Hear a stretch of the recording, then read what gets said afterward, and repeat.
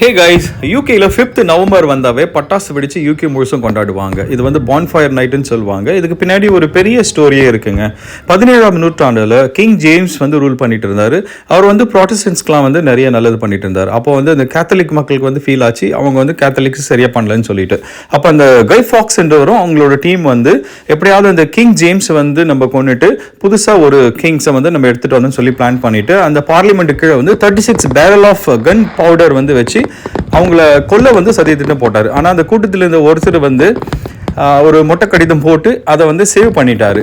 ஆனால் end of the day investigation பண்ணி இதெல்லாம் சதித்திட்டம் போட்டது வந்து கை ஃபாக்ஸ் தான் அப்படின்னு சொல்லிட்டு அதை கண்டுபிடிச்சி கை ஃபாக்ஸ்க்கு வந்து ஒரு ரொம்ப கடுமையான தண்டனை கொடுத்து அவரை கொண்டுட்டாங்க.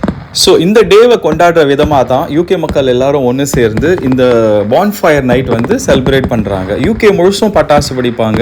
ஸோ நாங்கள் எங்கள் ஸ்காட்லாண்டில் எங்களோட ஃபேமிலியோடு போயிருந்தோம். ஸோ 20 minutes நான் ஸ்டாப் பட்டாசு. ஸோ சூப்பராக இருந்தது, குழந்தைங்கள்லாம் ரொம்ப என்ஜாய் பண்ணாங்க. ஸோ முந்தைய காலத்தில் வந்து இந்த கை ஃபாக்ஸோட உருவ பொம்மையை எரிச்சு கொண்டாடினாங்க.